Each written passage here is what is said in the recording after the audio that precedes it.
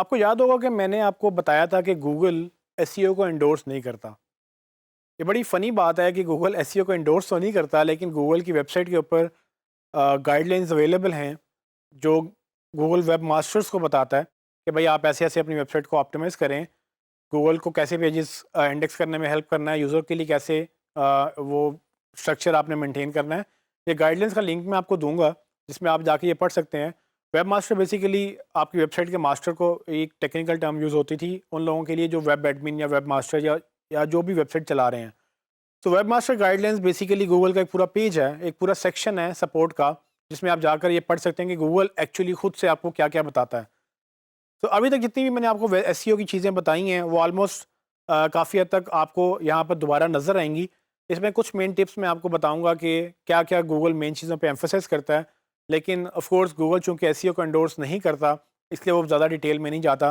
लेकिन गूगल बहुत सारी चीज़ों को ज़रूरी समझता है कि वो आपको बताए कि आप कैसे अपनी वेबसाइट को ऑप्टिमाइज़ करेंगे, कैसे उसको बेहतर करेंगे। तो वो चीज़ें मैं आपके सामने रखूँगा। डिफरेंट कैटेगरीज़ में ये चीज़ें फॉल करती हैं। तो पहली कैटेगरी है कि help Google find your pages. तो गूगल ये कहता है कि आप मुझे हेल्प करें, यानी कि हम गूगल को हेल्प करें अपने पेजेस फाइंड करने में। तो उसमें क्या टिप्स अवेलेबल हैं? उसमें सबसे पहली टिप जो है कि all pages should be linked. Google ये कहता है कि सारे पेजेस लिंक्ड होने चाहिए।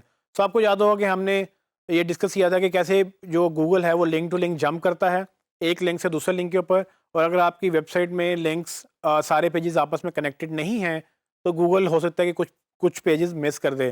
तो गूगल को अगर आपके किसी पेज तक पहुंचना है तो मेक श्योर करें कि वो किसी और पेज से लिंक्ड हो। और वो उसने पूरी डिटेल में गाइड ये पॉइंट लिखा है कि वो आप AHREF लिंक्स, जो कि हाइपर लिंक जिसको हम बोलते हैं, HTML लिंक भी हम उसको बोल सकते हैं, कि उसके तहत वो एक लिंक्ड हो ताकि गूगल एक पेज पर आए और उसके बाद दूसरे पेज पे जंप करे।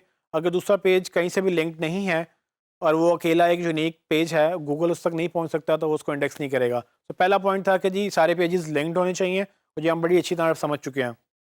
दूसरा पॉइंट, एक साइट मैप प्रोवाइड करें। सो गूगल ये कहता है कि आप मुझे हेल्प करें, यानी कि हम गूगल को हेल्प करें एक साइट में प्रोवाइड करके, जिसमें सारी की सारी पेजेस की एक लिस्ट हो, जो गूगल को हम प्लेट में रख के दें कि भाई हमारी पूरी वेबसाइट में ये हज़ारों पेजेस हैं, ये एक साइट मैप के अंदर सारे पेजेस ऑटोमेटिकली हमने इंडेक्स कर दिए हैं, ये तुम इसको पकड़ लो। सो होता ये है कि फॉर एग्जांपल अगर आपके कुछ पेजेस हैं जो यूनिक भी हैं, जो कहीं से लिंक्ड नहीं हैं लेकिन साइट मैप से लिंक्ड हैं, तो अगर आप उसको लिंक कहीं से ना भी करें बट साइट मैप में गूगल को दे दें तो भी ठीक है, क्योंकि मैंने आपको HTML और XML साइट मैप भी पढ़ाए हैं कि आपने किस तरह से क्रिएट करने हैं और उसको कैसे आपने यूज़ करना है। तो ये साइट मैप बेसिकली गूगल को हेल्प करता है कि कितने पेजेस आपकी वेबसाइट में एग्जिस्ट करते हैं, और गूगल साइट मैप को रेगुलरली फॉलो करता है। सो अगर आप वर्डप्रेस यूज़ कर रहे हैं तो उसमें प्लगइन्स मिल जाते हैं, जो जैसे ही एक आपका नया पेज क्रिएट होता है वो साइट मैप में उसको राइट कर देते हैं। गूगल जब नेक्स्ट टाइम आपके साइट मैप को क्रॉल करता है वो उसको नया पेज भी मिल जाता है। तो बड़ी कन्वीनियंस है। लेकिन गूगल खुद मांगता है कि जी आप मुझे भी दें और HTML साइट मैप यूज़र्स को भी दें, ताकि यूज़र्स को भी फ़ायदा हो। साइट मैप बड़ी इंपॉर्टेंट चीज़ है जो मैंने हमें गूगल ने खुद बता दी। तीसरी चीज़ जो है, if modified sense HTTP header. ये पढ़ने में थोड़ा नाम डिफिकल्ट लगेगा आपको, लेकिन इफ़ मॉडिफाइड सेंस ये एक टेक्निकल टर्म है सर्वर की साइड से, कि आपका सर्वर अगर ये चीज़ सपोर्ट करता है इफ़ मॉडिफाइड सेंस HTTP, इससे क्या होता है, इससे ये रिकॉर्ड होता है कि गूगल जो लास्ट टाइम मतलब जो सेशन है आपका वो मेंटेन होता है कि आपकी वेबसाइट लास्ट टाइम कब अपडेट हुई थी। ये रिकॉर्ड ये सर्वर साइड से मेंटेन होता है। जब गूगल आपकी वेबसाइट आके क्रॉल करता है तो वो ये देखता है कि वो नया कंटेंट आया कि नहीं आया। सो अगर आपका सर्वर ये सपोर्ट नहीं करता, जो कि अब ऐसा नहीं है क्योंकि ऑलमोस्ट सब सारे सर्वर जो हैं वो ये चीज़ें सपोर्ट करते हैं। लेकिन अगर आपके सर्वर सपोर्ट नहीं करता ये फंक्शनैलिटी, तो प्रॉब्लम आ सकती है कि गूगल को ये नहीं पता होगा कि कौन सा कंटेंट फ्रेश है, कौन सा नहीं है।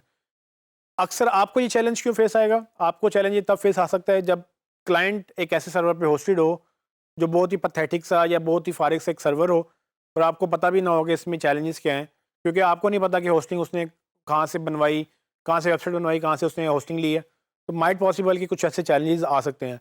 गूगल खुद ये कहता है कि आपका सर्वर ये सपोर्टेड होना चाहिए। अगर आपका ये सर्वर सपोर्ट नहीं करेगा तो गूगल आपको फ्रेश कंटेंट को मेजर नहीं कर सकेगा, क्योंकि जब तक सर्वर में फंक्शनैलिटी नहीं होगी तब तक आपका जो है वो जो रिकॉर्ड है मेंटेन हो रहा है कि लास्ट टाइम पेज का अपडेट हुआ था, वो गूगल का रिकॉर्ड नहीं मिलेगा। एक final step robots dot T के नाम से, आपको पता है कि हमने रोबोट डॉट टी बड़ी डिटेल में पढ़ी थी, किस तरह से रोबोट डॉट टी हेल्प करती है किसी भी सर्च इंजन को फ्लो करने के लिए या उनके फ्लो को कंट्रोल करने के लिए। गूगल ये कहता है कि आप रोबोट डॉट टी यूज़ करें, उसमें इंपॉर्टेंट पेजेस को मतलब हाई ब्लॉक ना करें और सिर्फ उन पेजेस को ब्लॉक करें जो आपको नहीं चाहिए, जो आपको गूगल में नहीं चाहिए। इससे दो चीज़ें मेंटेन होती हैं। एक तो ये कि आपका अननेसेसरी कंटेंट, जिसको हम कचरा भी बोल सकते हैं, कि जो चीज़ें आपको पैसे नहीं देंगी, जो चीज़ें आपको बिला वजह लोगों को ज़रूरत भी नहीं है। For example terms and conditions का पेज है, किसी को ज़रूरत नहीं होती उसकी।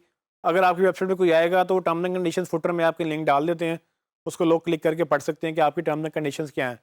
लेकिन क्या उस टर्म्स एंड कंडीशन को लोग गूगल में ढूंढ सकेंगे? क्या ज़रूरत है? कोई ज़रूरत नहीं है, क्योंकि आपको उसमें पैसे नहीं देने। पैसे आपको देने सर्विसेज ने और जो है आपके प्रोडक्ट्स ने। लब जब लोग वो सर्च करें, उसके ऊपर आप एफर्ट करें, बाकी अननेसेसरी पेजेस को आप गूगल से ब्लॉक कर दें रोबोट्स डॉट टी के अंदर। उससे फ़ायदा क्या होगा? एक तो ये कि आपका अननेसेसरी कंटेंट गूगल में नहीं जाएगा। दूसरा फ़ायदा ये होगा आपको कि आपका क्रॉल का बजट कंट्रोल होगा। क्रॉल बजट क्या होता है? क्रॉल का बजट ये होता है कि जब गूगल आके क्रॉल करता है आपकी वेबसाइट में, तो वो एक आपको टाइम को, आपकी वेबसाइट को एक टाइम देता है कि भाई मैंने ये वेबसाइट इतनी देर क्रॉल करनी है, या मैंने ये वेबसाइट में इतने पेजेस क्रॉल करने हैं। तो अगर आप उसको ऐसी पेजेस पे भेज देंगे जो आपको चाहिए भी नहीं है, लेकिन आपने ब्लॉक भी नहीं किए, तो गूगल तो जंप करता जाएगा, करता जाएगा, करता जाएगा, और वो करते करते एक वक्त आएगा कि वो थक कर आपकी वेबसाइट से बाहर निकल जाएगा। थकने से मुराद क्या है? मैंने आपको बताया था कि गूगल एक हद तक ही पेजेस क्रॉल करता है, उसके बाद वो छोड़ देता है। सो उस प्रॉब्लम को कंट्रोल करने के लिए आप गूगल को बाउंड बाउंड कर देते हैं कि भाई ये सेक्शन पूरा आपने क्रॉल नहीं करना, इसमें हम जो भी कंटेंट डालेंगे ये हमें गूगल में नहीं चाहिए। वो सेक्शन ब्लॉक कर दें। वो आपके फॉरम भी हो सकता है, वो आपके ख़ास किस्म की फाइलें हो सकती हैं। गूगल देखेगा अच्छा यहाँ नहीं जाना, तो अपना टाइम वो बजट करेगा कि भाई ये प्रायोरिटी के पेजेस हैं, इनको इंडेक्स करना है, और ये जो ब्लॉक्ड है इनको नहीं इंडेक्स करना। तो गूगल बड़ी एम्फोसाइज करता है कि किस तरह से आप अपने जो क्रॉल के बजट को, यानी कि रोबोट्स और टीएक्सी से कंट्रोल कर सकते हैं। ये टिप्स काफ़ी मतलब मैंने आपको इंपॉर्टेंट चीज़ें बताई हैं। इसके अलावा भी टिप्स अवेलेबल हैं। मैं ये लिंक पे आप विज़िट करके, मैं आपको कोशिश करूँगा कि आपको ये कोर्स के साथ जो है कंटेंट्स में आपको ये लिंक मिल जाए। ये लिंक आप विज़िट कर सकते हैं, जिसके जिसके अंदर आप पूरा इसको डिटेल में पढ़ सकते हैं कि क्या-क्या गूगल और ये कहता है, और ये सारी चीज़ें आपको फ़ॉलो करनी है।